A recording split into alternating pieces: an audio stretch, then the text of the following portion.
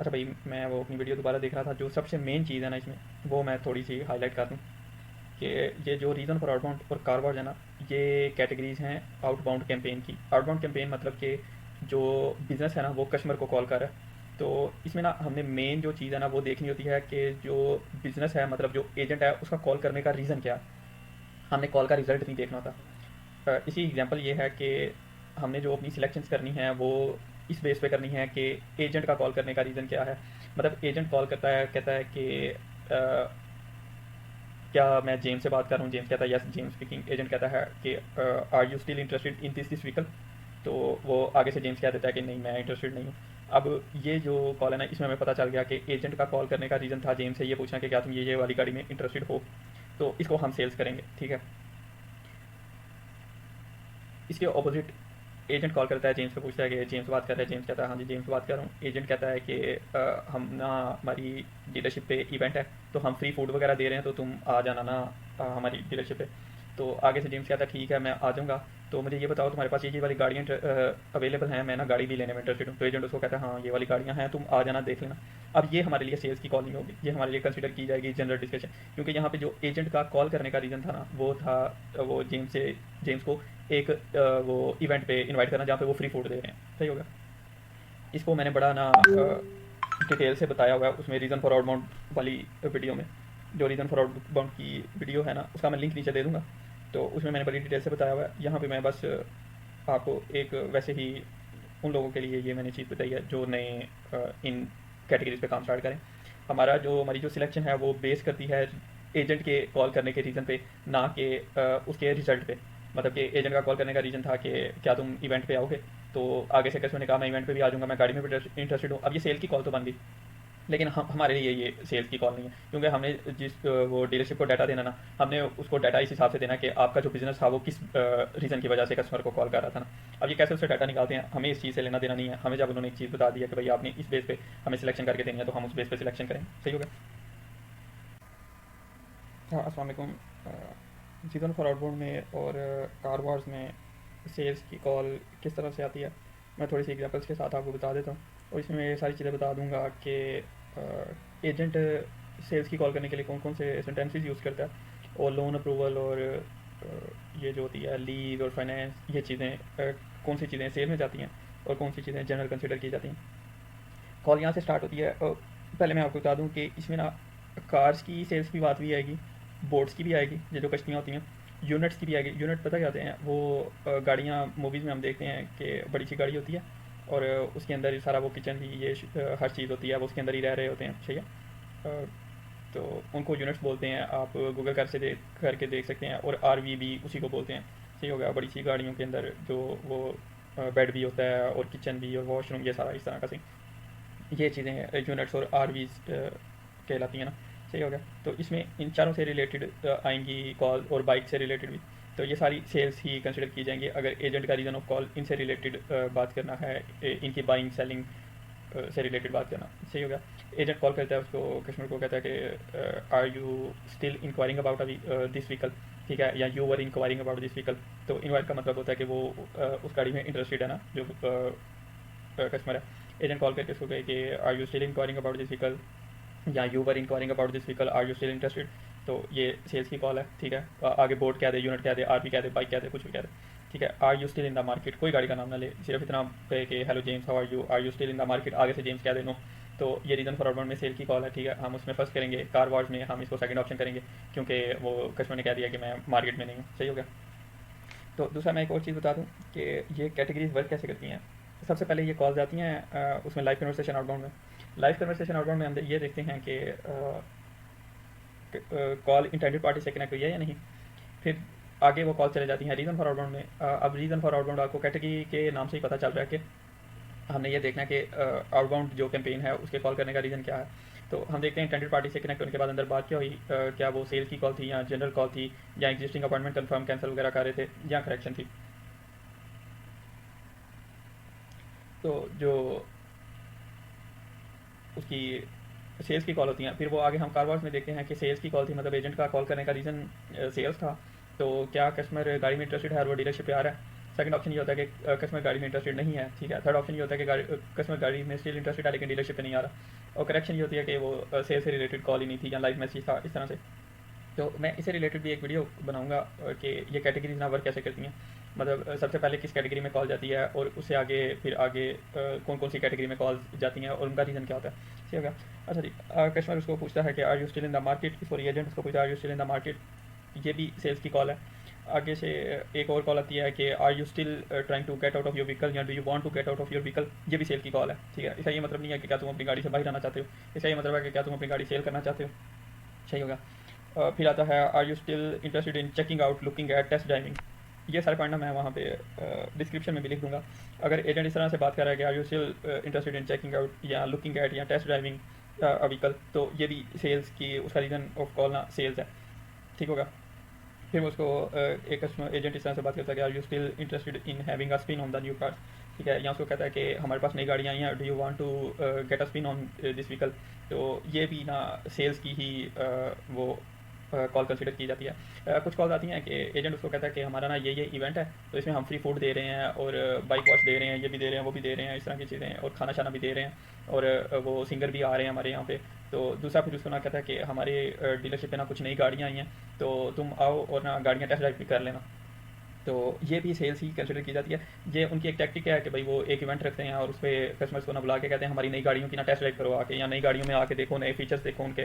तो ये sales consider किया जाता है, ठीक है, कि भाई वो ना नई गाड़ियों के लिए उनको देखने के लिए बुला रहे हैं। 1000 कस्टमर देखेगा तो अंदर से 10-15 कोई बाय भी कर लेंगे। तो नई गाड़ियाँ देखने वही के लोग जाते हैं जिन्होंने गाड़ी बाय करनी होती है, ठीक हो गया। वरना कोई 10-15 लोग चले जाएंगे, हज़ारों लोग सिर्फ गाड़ी देखने के लिए नहीं जाते, वो जाते तभी हैं कि यार हमने बाइक है, वो विंडो शॉपिंग वाला सीन नहीं होता, सही हो गया। तो जब वो उनको एक इवेंट पे बुला रहे हैं और साथ ये भी कह रहे हैं ना कि हमारे पास न्यू बाइक्स हैं, न्यू गाड़ियाँ हैं, और आके उनको चेकआउट करो, टेस्ट ड्राइव करो, ये वर्ड जब वो यूज़ करें, चेकआउट करो हमारी गाड़ियों को या टेस्ट ड्राइव करो हमारी गाड़ियों को, या उन पर अंदर बैठ के देखो, उनका बॉडी स्टाइल चेक करो, ये सारी कॉल्स ना सेल्स कंसिडर की जाती हैं, सही होगा। फिर वो एजेंट उसको कहे कि हमारे पास नई गाड़ियाँ आई हैं, take it for a ride, take it for a spin, उसमें बैठ के चेक करो, उसके फीचर्स चेक करो, ठीक हो गया। फिर अब आगे आ जाता है ट्रेड। ट्रेडिंग क्या होता है? ट्रेडिंग ये होता है कि आप हमें अपनी गाड़ी सेल कर दो और हमसे नई गाड़ी साथ ही बाय कर लो, ठीक हो गया। वो एक ऐड आया करता था, स्टाइलो नई दो पुरानी लो, मशीन का, हमारे बचपन में आया करता था। तो ये ट्रेडिंग का मतलब ये होता है कि आप अपनी गाड़ी दे दो और हमें सेल कर दो अपनी गाड़ी, और हमसे न्यू गाड़ी बाय कर लो ना, ठीक हो गया। इसको ट्रेडिंग करना बोलते हैं। एक होता है कि खाली गाड़ी सेल करना, आप अपनी गाड़ी सेल करते हैं, उनसे पैसे लेते हैं और आ जाते हैं आप। एक होता है गाड़ी ट्रेडिंग करना, आप अपनी गाड़ी ट्रेड कर देते हैं और वो नई गाड़ी बाय कर लेते हैं। एक होता है गाड़ी की कंसाइनमेंट करना। कंसाइनमेंट करना ये होता है कि ये लोग ना अपनी गाड़ी डीलरशिप वालों को दे देते हैं कि इसको सेल कर दो और ना अपनी कमीशन वगैरह रख लेना, और जो पैसे बचेंगे वो मुझे मतलब मेरे पैसे मुझे दे देना, सही है। अपनी कमीशन रख के मेरे पैसे मुझे दे देना, इसको बोलते हैं गाड़ी कंसाइन करना ना, सही है, इसको कंसाइनमेंट करना। तो ये भी सेल्स कंसिडर की जाती है कि एजेंट उसको कॉल करके कहता है कि तुम अपनी गाड़ी कंसाइनमेंट करना चाहोगे हमारे साथ, ठीक हो गया। फिर सेल करना चाहोगे। फिर अब आगे आ जाता है लीज एंड फाइनेंस। अच्छा जी, लीज और फाइनेंस में पता क्या डिफरेंस है? सबसे पहले मैं आपको फाइनेंस का बताऊँ। फाइनेंस ये होती है जैसे हम यहाँ पे पाकिस्तान में किस्तों पे चीज़ें लेते हैं ना, एक डाउन पेमेंट देते हैं, किस्तों पे चीज़ ले लेते हैं, उसकी इंस्टॉलमेंट्स देते रहते हैं, 1 साल का प्लान होता है, 2 साल का प्लान होता है, 2 साल के बाद ना वो चीज़ हमारी हो जाती है, क्योंकि उसकी वो पैसे पूरे हो जाते हैं, जितने की वो चीज़ होती है हम पूरे पैसे दे देते हैं और वो ना चीज़ हमारी हो जाती है, हमारी ओनरशिप में आ जाती है। ये होता है फाइनेंस। लीज ये होता है कि आप ना 5 साल का या 2 साल का या 3 साल का जितने भी अरसे का ना कॉन्ट्रैक्ट करते हो डीलरशिप वालों के साथ, उस अरसे में आप उनको किस्तें देते रहते हो, और एट दी एंड ना आपके पास 2 ऑप्शन होते हैं, या तो आप उनसे गाड़ी बाय कर लें या आप उनको गाड़ी वापस कर दें, ठीक हो गया। लीज और फाइनेंस में ये फ़र्क है। फाइनेंस में आपके वो टर्म के एंड पे पैसे पूरे हो जाते हैं, आप इतनी पेमेंट उनको दे देते हैं कि वो गाड़ी की पेमेंट पूरी हो गई होती है और आपको वो गाड़ी आपकी ओनरशिप में आ जाती है। Finance at the and finance है। लीज में ऐसे नहीं होता। लीज में आपकी वो अमाउंट्स कम होती हैं, तो आप 5 साल के प्लान के लिए लीज करते हैं या 10 साल के, जितने भी टाइम के लिए, उतना टाइम जब पूरा आ जाता है ना, उसके बाद आपके पास ऑप्शन होता है, आप चाहो तो उनको गाड़ी वापस कर दो ना, क्योंकि वो गाड़ी की प्राइस पूरी नहीं होती। लीज वाला काम ज़रा सस्ता पड़ जाता है, लेकिन उसके एंड पे आपको, या अगर आपने गाड़ी बाय करनी है तो आपने फिर जो अमाउंट रह गई है ना उसकी लमसम वो आपको उनको देनी पड़ेगी, फिर आप गाड़ी बाय कर सकते हो, सही हो गया। तो लीज के एंड पे ना ये ऑप्शन आ जाता है, अगर आप गाड़ी बाय कर लोगे ना तो ये भी उनके लिए सेल्स अपॉर्चुनिटी है, डीलरशिप वालों के लिए। अगर आप ट्रेड इन कर दोगे गाड़ी, मतलब कि अभी आपकी लीज एंड नहीं हुई, लेकिन जो वो डीलरशिप वाले ना वो आपको ऑफर करते हैं, एजेंट ऑफर करता है कि आपकी लीज एंड होने वाली है, आप ऐसा करो, आप ना ये गाड़ी हमें ट्रेड कर दो और हमसे ना न्यू वो गाड़ी, इसी गाड़ी का नया मॉडल लीज कर लो आप हमसे। तो इसमें अगर कस्टमर मान जाता है ना, तो फिर होता ऐसे है कि जो डीलरशिप वाले हैं ना, वो अगर ये इस बंदे ने किसी और डीलरशिप से वो गाड़ी लीज़ की होती है ना, या किसी बैंक के थ्रू लीज़ की होती है, तो ये लोग जो रिमेनिंग अमाउंट होती है ना, वो लमसम में उसको बैंक को या उस डीलरशिप को दे के ये गाड़ी खुद बाय कर लेते हैं, ठीक हो गया, और उसको ना नई गाड़ी लीज़ करवा देते हैं अपनी डीलरशिप से, ठीक हो गया। लीज़ बाय आउट कर लो या लीज़ ट्रेडिंग कर दो, ये दोनों सेल्स की कॉल है।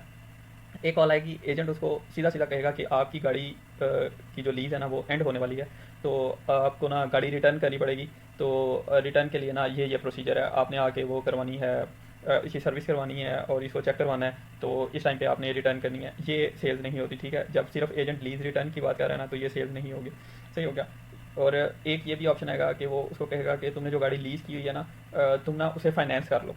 फाइनेंस करने का मतलब क्या होगा कि अगर वो उसकी फाइनेंसिंग करेगा तो एट दी एंड वो उसको उसकी अमाउंट्स इतनी होंगी। अगर वो 2 साल के लिए फाइनेंस करता है तो एट दी एंड वो गाड़ी उसकी ओनरशिप में आ जाएगी कस्टमर की, तो ये भी सेल्स अपॉर्चुनिटी होगी, सही हो गया। अब ये कॉल्स किस तरह से आएंगी, एजेंट उसको कहेगा कि आपकी लीज़ एंड होने वाली है, तो आप अपने लीज़ एंड ऑप्शंस हमारे साथ डिस्कस करना चाहोगे। अब लीज़ एंड ऑप्शंस में आ गए ये सारे, बाइंग भी आ गई और ट्रेडिंग भी आ गई, और वो भी आ जाती है, लीज़ की सेलिंग भी आ जाती है। मतलब ना अगर एक बंदे ने लीज़ की है ना गाड़ी, 5 साल के लिए उसने लीज़ की थी, अब 5 साल के बाद ही वो बाई कर सकता है ना लमसम दे के, तो ये दरमियान में भी बाई कर सकते हैं। मतलब 5 साल के लिए लीज़ की, लेकिन ना 2 साल के बाद ही कस्टमर के पास इतने पैसे आ जाते हैं, वो डीलरशिप वाला को कॉल करता है, वो कहता है मैंने ना अपनी लीज़ बाई करनी है, तो इसमें उसके वो चार्जेस वगैरह थोड़े ज़्यादा लगेंगे, तो वो उसको कहेंगे कि भाई ठीक है, तुम आ जाओ हमारी डीलरशिप पे, पेपर वर्क कर लो और हमसे बाई कर लो गाड़ी, तो लीज़ बाई आउट भी हो जाती है, सही हो गया दरमियान में। तो अब ये ना फ़र्ज़ करें जी, एक बंदे ने 2017 में सॉरी 2019 में ना गाड़ी लीज़ की थी 5 साल के लिए। तो अब जो एजेंट है ना वो कस्टमर को कॉल करता है कि आपने 2019 में हमसे एक गाड़ी लीज़ की थी, तो अभी ना हमारे पास एक कस्टमर है, उसको ना ये 2019 मॉडल गाड़ी चाहिए, तो अगर आप हमें ये गाड़ी सेल कर देना अपनी, तो हम और हमसे ना नई गाड़ी बाय कर लें या लीज़ कर लें। वो कस्टमर कहे नहीं, मैंने सिर्फ सेल ही करनी है, तुम लोग ना मेरे से बाय कर लो। तो उसने जिस बैंक के थ्रू या जिस डीलरशिप के थ्रू गाड़ी वो की होगी ना, लीज़ की होगी, वो कस्टमर उनको बता देगा, और ये लोग ना उसे वो अमाउंट दे के ना, जो उसकी रिमेनिंग अमाउंट है लमसम दे के, तो लीज़ बाय आउट करके तो अपने नाम करवा लेंगे गाड़ी ना, तो ये भी सेल्स होती है, सही हो गया। एजेंट कॉल करे और एजेंट सिर्फ इतनी बात करे कि आपकी लीज़ जो है ना, उसके एंडिंग ऑप्शन हमने आपने डिस्कस करने हैं, या आपके लीज़ एंड ऑप्शंस डिस्कस करने हैं, या ऐसे कह दे कि आपकी लीज़ की जो मेच्योरिंग डेट है ना वो आ रही है, आपकी लीज़ मेच्योर हो रही है, तो आपने ऑप्शन डिस्कस करने हैं हमारे साथ, तो आ जाए डीलरशिप पर। ये सारी कॉल्स सेल्स कंसिडर की जाती हैं, ठीक हो गया। सिर्फ एक कॉल लीज़ वाली सेल्स नहीं कंसिडर की जाएगी, वो ये है कि जब वो कहे कि आपकी लीज़ एंड हो रही है और आपने लीज़ रिटर्न करनी है, तो उसका ये प्रोसीजर है, बस ये कॉल कंसिडर नहीं की जाती सेल, बाकी सारी कॉल सेल कंसिडर की जाती हैं। Lease and option, lease buying, lease trading, ये सारी सेम। इसका फाइनेंस का एक कस्टमर ने फाइनेंस की थी 5 साल के लिए, लेकिन अपना वो आ जाता है 2 साल बाद ही कि यार मैंने गाड़ी फाइनेंस की है, मैंने उसको बाई आउट करना है अपना, तो वो कहते हैं ठीक है आप लमसम दे दो और उसको कर लो, बाई आउट कर लो, ठीक है। एक आएगी कॉल, कस्टमर कहेगा मैंने गाड़ी फाइनेंस की थी, मैं उसको रीफाइनेंस करना चाहता हूँ, ये सेल्स नहीं होती। इसमें होता क्या है कि वो सेम ही गाड़ी की ना रीफाइनेंसिंग कर लेता है, मतलब कि उसने जब स्टार्ट में गाड़ी फाइनेंस की थी ना, उसने अमाउंट्स रखवाई थी, कोई $500 पर मंथ पे उसकी अमाउंट थी ना, अब वो ना वो अमाउंट पे नहीं कर पा रहा, उसको ना मसला आता है, वो कहता है कि $400 तक मैं कर सकता हूँ मंथली पे, इससे ज़्यादा नहीं कर सकता। तो उनको कहता है कि आप ना रीफाइनेंस कर दो, वो उसको रीफाइनेंस, उसी गाड़ी को रीफाइनेंस कर देंगे, उसमें क्या करेंगे, इंटरेस्ट रेट उसको और लगा देंगे, टर्म उसकी बढ़ा देंगे, तो वो जी जहाँ पे 4 साल थे वहाँ पे 6 साल हो जाएंगे, और उसको वो ऊपर जो इंटरेस्ट रेट है वो ज़्यादा पड़ता रहेगा, डीलरशिप वालों को फ़ायदा उसका होता जाएगा, और कस्टमर को ज़्यादा पैसे पे करने पड़ेंगे, उसको सिर्फ फ़ायदा ये होगा कि मंथली उसको कम पे करना पड़ा। तो इसमें कोई सेल्स अपॉर्चुनिटी नहीं होती ना, एक चीज़ फाइनेंस की हुई थी उसी को रीफाइनेंस कर रहा है ना वो, तो ये सेल्स नहीं होती। सेल्स तब होगी कि उसने गाड़ी फाइनेंस की है, उसको बाई आउट कर रहा है ना, ठीक है। उसमें ये आता है कि जहाँ पे 5 साल में उसका पूरा होना था, वहाँ पे ये 2 साल में पूरा हो रहा है। यहाँ वो कहता है कि मैंने गाड़ी फाइनेंस की हुई थी, मैं वो सेल करना चाहता हूँ, सॉरी एजेंट उसको कहता है कि आपने गाड़ी फाइनेंस की हुई थी, आप इसको हमें ना सेल कर दो और हमसे एक दूसरी गाड़ी फाइनेंस कर लो, जैसे वो ट्रे उसमें होता है लीज में। ये डीलरशिप वाले ये काम करते इसलिए हैं कि जब उनके पास कोई ऐसा कस्टमर आ जाता है जो किसी ना स्पेसिफिक ईयर के मॉडल में इंटरेस्टेड होता है। मतलब अब एक बंदे ने 2019 में या 2020 मॉडल की गाड़ी फाइनेंस की थी, तो अभी उसकी टर्म खत्म होने में कोई 1-2 साल पड़े हुए हैं, लेकिन उनके पास एक कस्टमर आ जाता है, वो कहता है यार मुझे वो गाड़ी चाहिए लाजमी, आप मुझे कहीं से भी लाते हैं तो मैं आपको ना पेमेंट वगैरह कर दूंगा, इसका कोई इशू नहीं है। तो वो एक कस्टमर ढूंढते हैं, वो कहते हैं यार आपने फाइनेंस की हुई है गाड़ी इस मॉडल की, तो आप ना ये हमें सेल कर दो, हमसे नई गाड़ी बाय कर लो ना। तो वो उनको सेल कर देता हूँ, कहता है ठीक है तुम लोग बाय कर लो और मुझे नई गाड़ी दे दो। तो ये चीज़ें जाती हैं सेल में, रीफाइनेंसिंग सेल में नहीं जाती। फिर कुछ कॉल्स आती हैं, उसमें ना एजेंट कस्टमर को कह रहा होता है कि आपको ना इस बैंक ने अप्रूव कर दिया, या उस बैंक ने अप्रूव कर दिया, या हमने आपको अप्रूव कर दिया, या आपका अप्रूवल आ गया। ठीक होगा, ये सारी कॉल्स ना सेल्स में जाती हैं, अनलेस के जो एजेंट है ना वो बता दे कि आपको इस बैंक ने अप्रूव कर दिया, आप अपनी गाड़ी रीफाइनेंस कर सकते हो।